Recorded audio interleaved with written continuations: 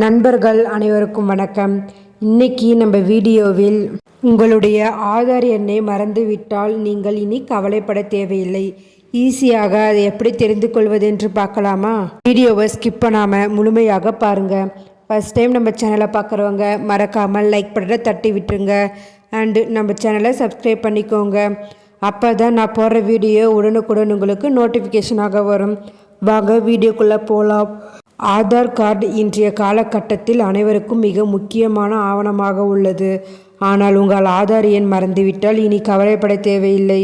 அதை ஆன்லைன் மற்றும் ஆஃப்லைன் முறைகளில் எளிதாக மீட்டெடுக்கலாம்.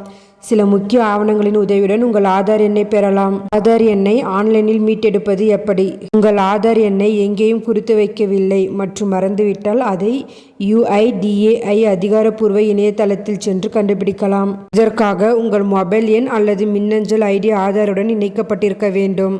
ஃபர்ஸ்ட் ஒன், முதலில் UIDAI அதிகாரப்பூர்வ இணையதளத்திற்கு செல்லவும். செகண்ட் ஒன், மை ஆதார் பிரிவில் retrieve lost or forgotten EID and UID என்பதை தேர்வு செய்யவும். தேர்ட் ஒன், உங்கள் பெயர், பின்கோடு மற்றும் பாதுகாப்பு கேப்சாவை உள்ளிடவும். ஃபோர்த் ஒன், உங்கள் பதிவு செய்த மொபைல் எண்ணுக்கு OTP வரும். ஃபிஃப்த் ஒன், OTPயை உள்ளிட்டவுடன் SMS அல்லது மின்னஞ்சல் மூலம் உங்கள் ஆதார் எண் கிடைக்கும். ஆதார் செயலியில் ஆதார் எண்ணை காணலாம்.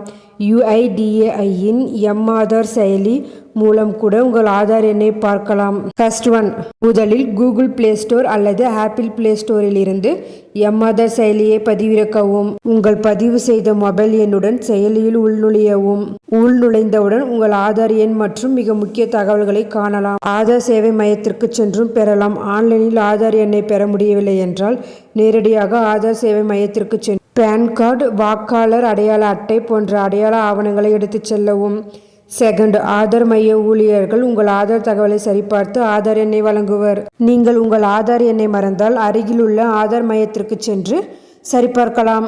இந்த தகவல் மிகவும் பயனுள்ளதாக இருக்கும். மேலும் இதுபோல கவர்மெண்ட் அறிவிப்புகள், அனைத்து உண்மை அறிவிப்புகள் உடனுக்குடன் தெரிந்து கொள்ள நம்ம சேனலை சப்ஸ்கிரைப் பண்ணுங்க, ஷேர் பண்ணுங்க. தேங்க்யூ.